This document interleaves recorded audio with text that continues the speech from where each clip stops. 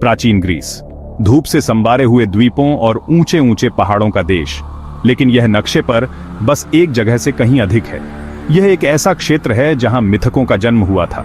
अलाव के चारों ओर फुसफुसाते हुए किस्से पीढ़ी दर पीढ़ी चले आ रहे हैं। देवी देवताओं, राक्षसों और नायकों के किस्से जिन्होंने सदियों से कल्पनाओं को मोहित किया है। ग्रीक पौराणिक कथाएं केवल कहानियों से कहीं अधिक हैं। ये मानवीय अनुभव का प्रतिबिंब है। ये प्रेम और हानि, बहादुरी और विश्वासघात, आशा और निराशा के विषयों की पड़ताल करता है। अपने पात्रों के परीक्षणों और विजयों के माध्यम से यह मानवीय स्थिति के बारे में कालातीत सबक प्रदान करता है। लेकिन ये कहानियां क्या हैं? ये देवता और राक्षस कौन हैं? आइए हम प्राचीन ग्रीस की यात्रा करें और मिथक और किंवदंती के इस समृद्ध ताने में तल्लीन हों। ज़ीउस, देवताओं के राजा, से मिलने के लिए तैयार रहें, जो अपने शक्तिशाली वज्र का संचालन करते हैं। अपने महाकाव्य यात्रा घर पर चक्रवात और सायरन को मात देने वाले साधन संपन्न ओडिसियस से मिलें और दुर्जय मेडुसा के सामने कांपें। उसकी निगाहें पुरुषों को पत्थर में बदल देती हैं। हमारा रोमांच अब शुरू होता है। ओलिम्प पर्वत के ऊपर धुंध और किंवदंती में डूबा हुआ ओलंपियन देवता निवास करते हैं। ओलंपियन एक परिवार है, किसी भी अन्य की तरह त्रुटिपूर्ण और भावुक। पैंथियन के शीर्ष पर ज़ीउस, देवताओं के राजा और आकाश के शासक बैठते हैं। उसका हथियार वज्र है, जो साइक्लोप्स द्वारा जाली है। उनकी तरफ हेरा, देवताओं की रानी और विवाह की देवी बैठती है।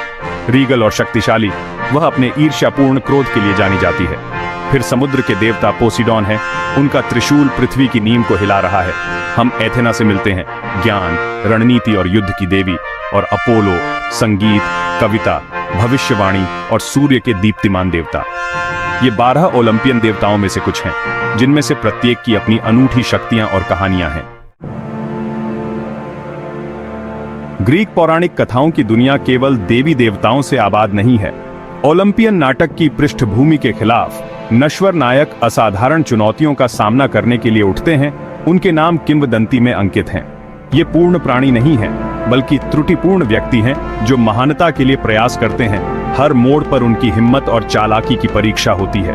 हेराक्लीज है, जो शक्ति और साहस का प्रतीक है, एक भयानक अपराध के लिए प्रायश्चित के रूप में 12 असंभव श्रम करने के लिए मजबूर है। नेमियन शेर को मारने से लेकर अंडरवर्ल्ड के 3 सिर वाले अभिभावक सेर्बरस को पकड़ने तक हेराक्लीज के कर फीट्स किंवदंती का सामान है। फिर हमारे पास अकिलीज है, जो तेज योद्धा है, जो अपनी मां अप्सरा थेटिस की बदौलत युद्ध में लगभग अजेय है। लेकिन अकिलीज गर्व और महिमा की प्यास से भी प्रेरित है, खामियां जो अंततः ट्रॉय के मैदानों पर उसके दुखद पतन का कारण बनती हैं। इथाका के चालाक राजा ओडिसियस को एक अलग तरह की चुनौती का सामना करना पड़ता है। ट्रोजन युद्ध के बाद वह घर की एक खतरनाक यात्रा को सहन करता है, राक्षसों को मात देता है, प्रलोभन का विरोध करता है और जीवित रहने के लिए अपनी बुद्धि और लचीलापन पर निर्भर करता है।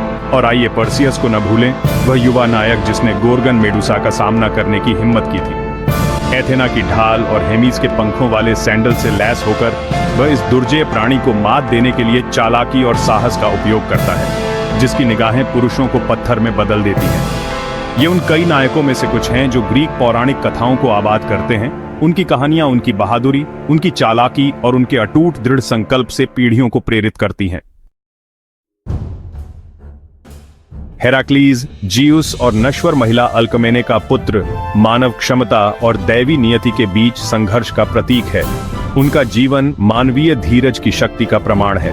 उनकी कहानी वास्तव में त्रासदी से शुरू होती है। हेरा द्वारा पागल होकर वह अपने ही परिवार को मार डालता है। मोचन की तलाश में उसे 12 असंभव श्रम करने का काम सौंपा गया है। 1. नेमियन शेर को मार डालो। 2. 9 सिरों वाले लर्नियन हाइड्रा को मार डालो। 3. सेरिनियन हिंद को पकड़ो। 4. एरिमैंथियन सुअर को पकड़ो। 5. ऑगेन अस्तबल को साफ करो। 6. स्टाइम्फेलियन पक्षियों को मार डालो। 7. क्रेटन बैल को पकड़ो। 12. अंडरवर्ल्ड के द्वार की रक्षा करने वाले 3 सिर वाले कुत्ते सेर्बरस को पकड़ें। प्रत्येक श्रम हेराक्लीज की ताकत, चालाकी और संकल्प का परीक्षण करता है। उनकी यात्रा मानवीय स्थिति के लिए एक शक्तिशाली रूपक है।